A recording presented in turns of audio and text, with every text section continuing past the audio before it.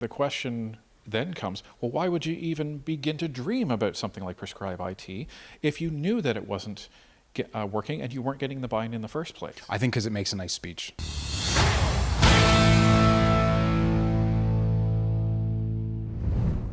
How's it going, everybody? I am right outside the committee meeting where the Health Committee is meeting right now. We're going to be talking to a few Conservative MPs that are actually fighting to investigate the Prescribe IT scandal.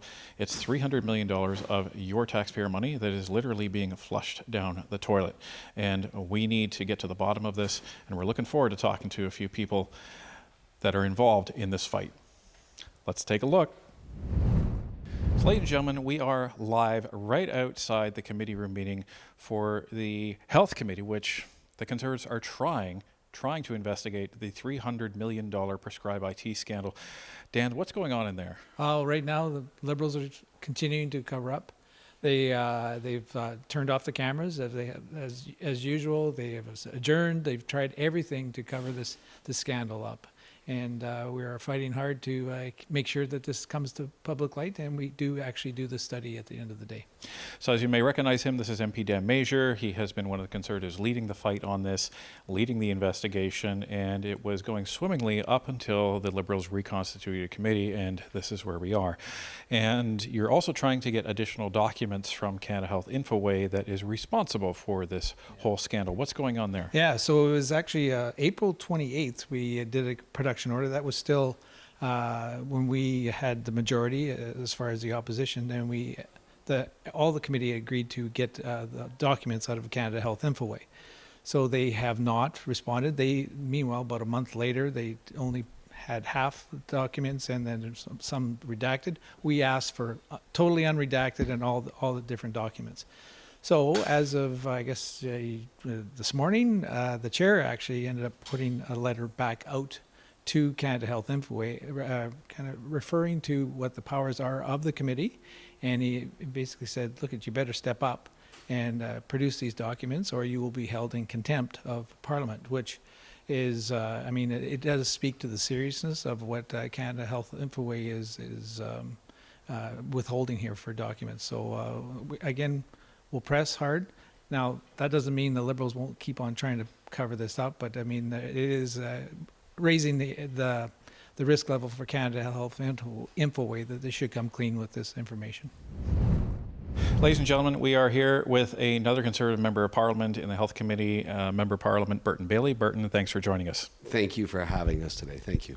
So one of the other things that we are following regarding this $300 million boondoggle with Canada Health Infoway is the fact that the Liberals have been doing everything they can to prevent the minister from coming, and Dan Major, he was trying to question the health minister as to whether she will commit to actually come back and talk about this, and she refuses to commit on that. Can you come and testify before the Health Committee, before the end of summer, to clarify all these questions that we have about Prescribe IT?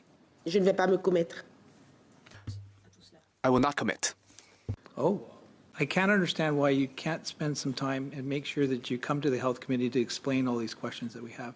So can you commit today, before the summer break, that you'll come to the Health Committee and explain all this? Je vous ai déjà dit, Monsieur Mézier, que je ne vais pas me commettre. I've already told you I will not commit. What do you think is going on? What are they hiding? Well, I know that they are hiding a waste of $300 million.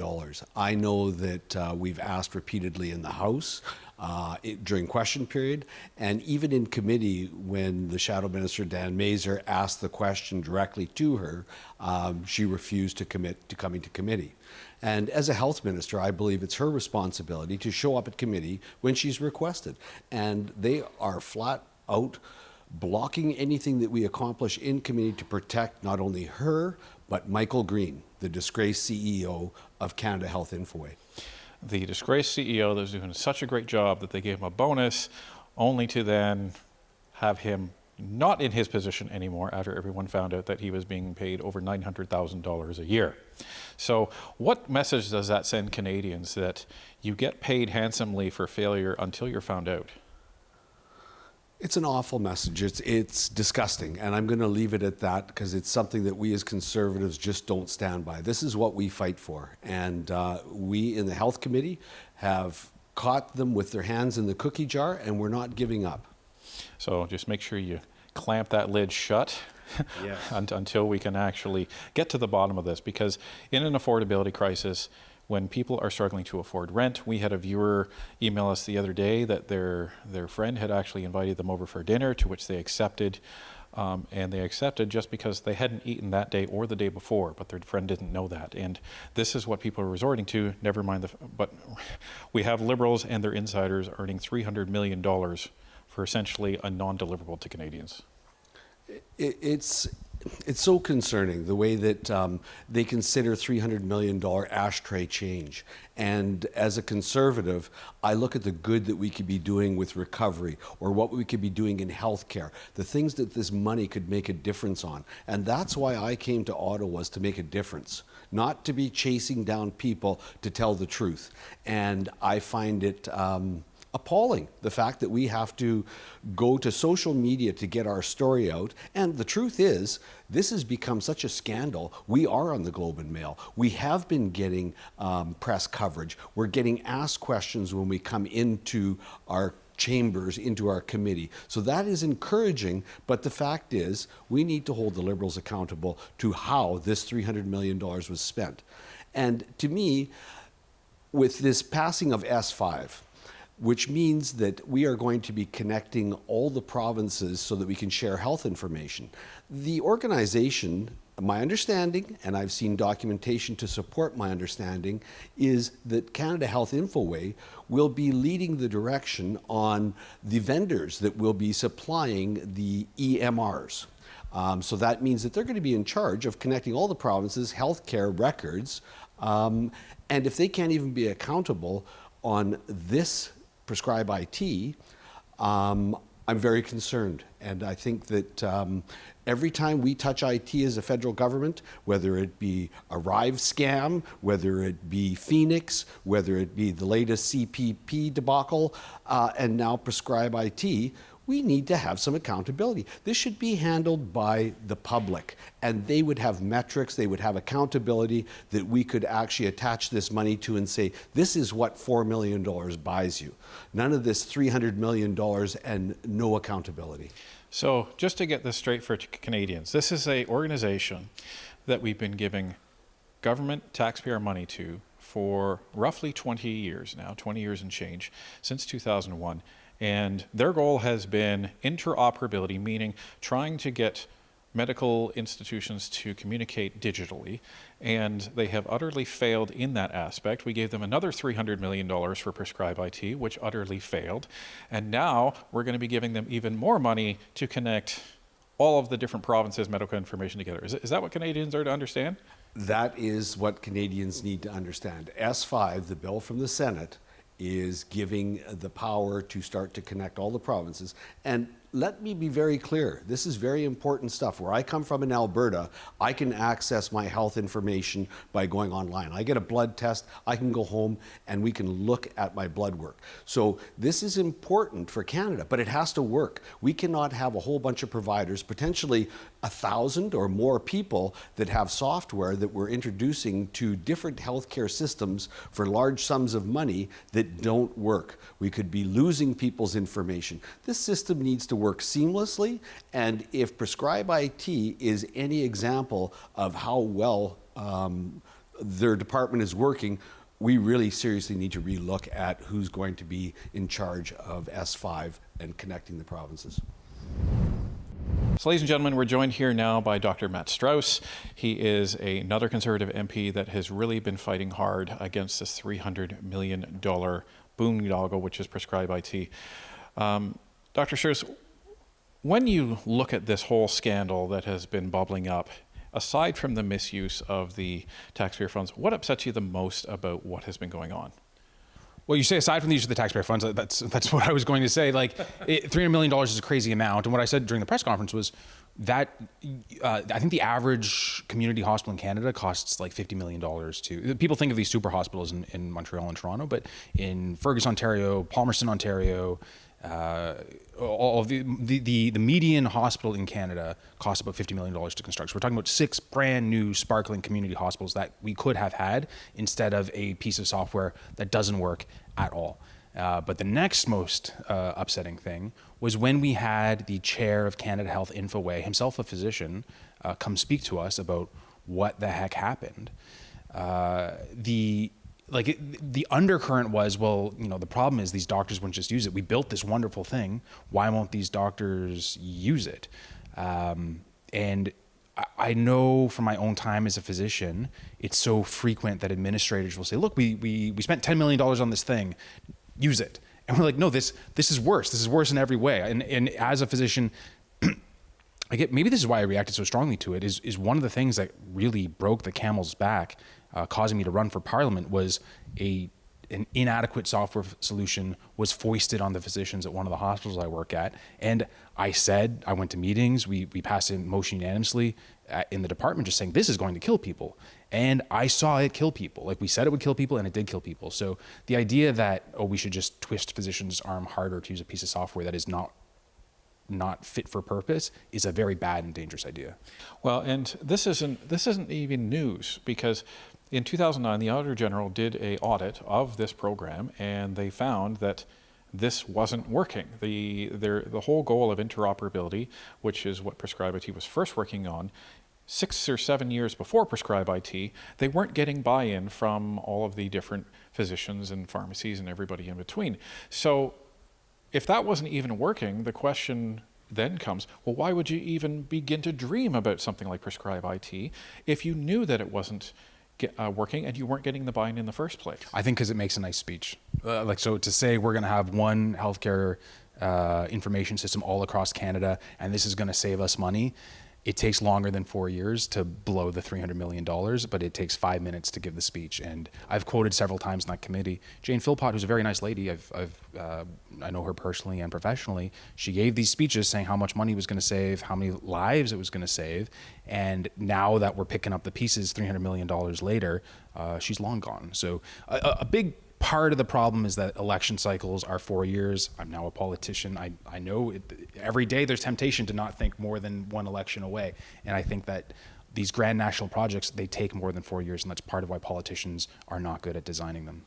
Well, and this comes down to the fact that this is why the Conservatives are pushing so hard into this investigation, right? Because it's taxpayer money, and there's been far and above any amount of taxpayer money that has been wasted and thrown away over the last 10 years of the Liberal government that can never be repaid, unfortunately. And we need to stop the bleeding somewhere. So, we need to stop it here now. Yeah, if you find yourself in a hole, stop digging. Like, so right. if we could all just go in that committee You're and saying you can't dig up? Do a stop digging study, yeah. I'd be very pleased. And I think, and hopefully we're now in a majority parliament. As an opposition, we don't have so much power, but if we can save a few $100 million here and there, I think that would be a good day's work.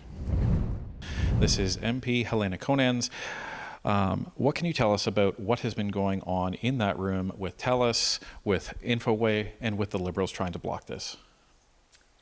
Well, thanks so much for asking. It's so important. It's so important to so many Canadians. You can tell by the letters we've had it come into Health Committee, requests in my office. People are talking about this everywhere. They want us to find out what happened to the Prescribe IT program, why it cost $300 million, why it didn't work, was closed down. What does the health minister have to say about this? We want to make sure this doesn't happen again. And you spent a lot of time, by committee standards, trying to get the answer from Michael Green as to how much he made, and he would not answer the question. Why do you think he was so reluctant? It was really interesting. He's obviously a pretty smart man. He led this organization for years. He's a CEO. It wasn't that he said he didn't know how much he made. He didn't know. And all of us know roundabout how much we make. If we don't, then that is also, that's just going in the face of Canadians who every day are struggling to get food on the table. And here, this gentleman who the Liberals have chosen to be head of this organization can't even tell us how much he made. And it wasn't till later that we find out that he's making almost $1 million a year. Who doesn't know that when they're making that much? So it was really a shame that he came forward. And by the way, if you look at that tape, you'll see that the Liberals in the committee were just as offended. Just as offended. How do you come before a committee that's representing Canadians and not tell the truth? Yes, and we saw the frustration on the other side. We saw it in Heidi Fry when she was voicing her frustration, but all that frustration seemed to go out the window when they got a majority in committee, didn't it? It actually somehow went out the window by the next meeting. They obviously were told that no, they were not to push this any further. So yes, when they got the majority, that really added to us really having trouble getting the information. But it turned out that what the Liberals in that meeting were very concerned, but by the following meeting, they decided it was not important anymore. Now, in some of that questioning, we learned that TELUS had lobbied the government. In our review, we found out that they were lobbying them immediately upon the RFP dropping, and it ended upon the RFP seemingly being decided. Why do you think TELUS was so reluctant to actually talk about the fact that they were lobbying the government? Isn't this something that they should just embrace as part of the system? What we need is the details of why that particular a business was chosen, and also what they're doing with the information that they collected since they were hired to do this job that was a failure. So what's happening with the information that they gathered at that time, and are they going to use it in the future? And how? We'll find out. Is this going to be charged right back to Canadians again?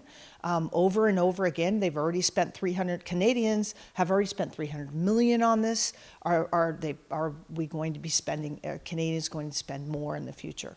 Well, the other question that we had is, since they own 75% of the intellectual property of this, did Canadians just finance them to enhance their own system that they're using for commercial purposes?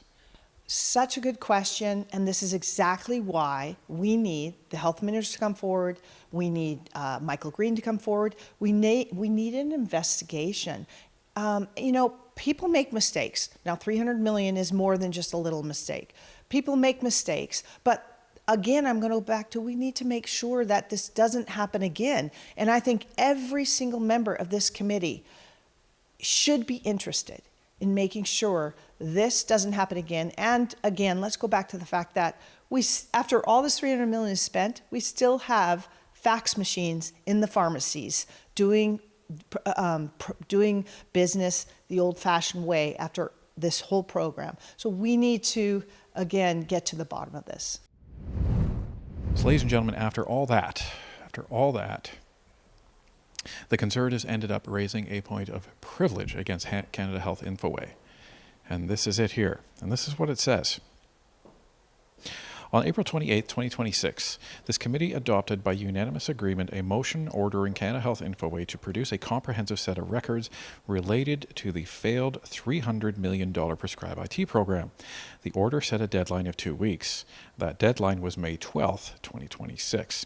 For the record, the motion ordered Canada Health Infoway to produce contracts, invoices, termination agreements, board meeting decisions, consulting fees, and overall expenses related to Prescribe IT. More than 6 weeks have now passed, and Canada Health Infoway has not complied with it. So, what they have done is they have raised a point of privilege. And just a reminder, what this means is that the Parliamentary Committee has ordered documents be produced by this organization, and they have failed to succumb to a parliamentary order. That could result in a contempt of Parliament, which means Canada Health Infoway may be in a lot of trouble very, very soon.